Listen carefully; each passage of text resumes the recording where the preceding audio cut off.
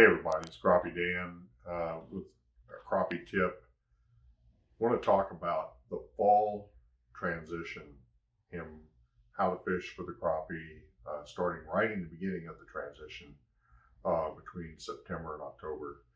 Um, as that transition takes place, the fish are going to be changing just like the seasons. They're going to be changing how they're feeding, when they're feeding, and what to use to be able to fish for those crappie.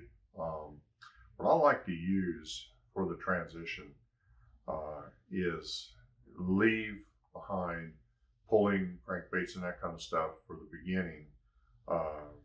Might be good, but as it gets colder and the water temps start dropping, you're going to see less and less activity, and for those fish to turn around and hit those crankbaits and those road runners and Bobby Garland baits and pulling them on offshore boards.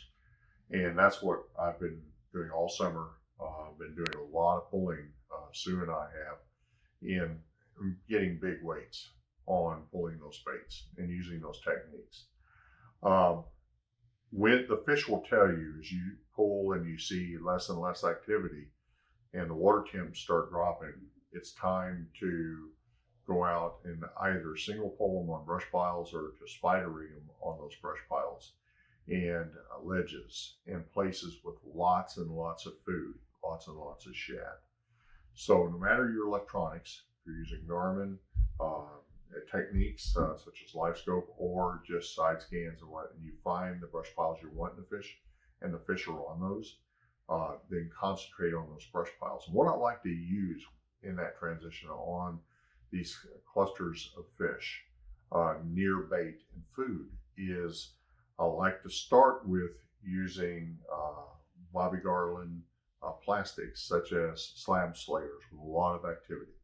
I'll take a slab slayer and take a scissor and actually cut the tail into shreds to make it more active in the water. So when you move it slightly, it looks like it's alive. And a lot of times you won't even need live bait because it looks and presents itself appropriately. One tip when you transition in this period is the shad schools, for the most part, are going to be bigger because they've grown through the summer.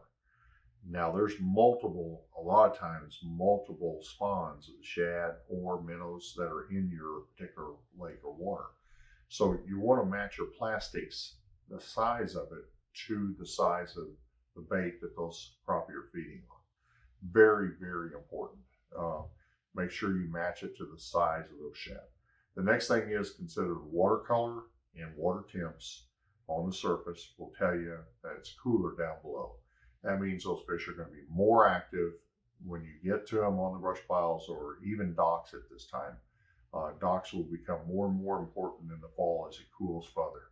So then you want to get into dock shooting with Bobby Garland baits and so forth, and be good to go. So what do I use? I use road runners, road runner heads. I like the new weedless road runners because I can put them through brush piles and lay downs. And a lot of times if that bait's in that lay down or that brush pile, then you can cast to them and just work it through the brush pile, or you can spider rig the end of them, or you can single pull them and live scope them.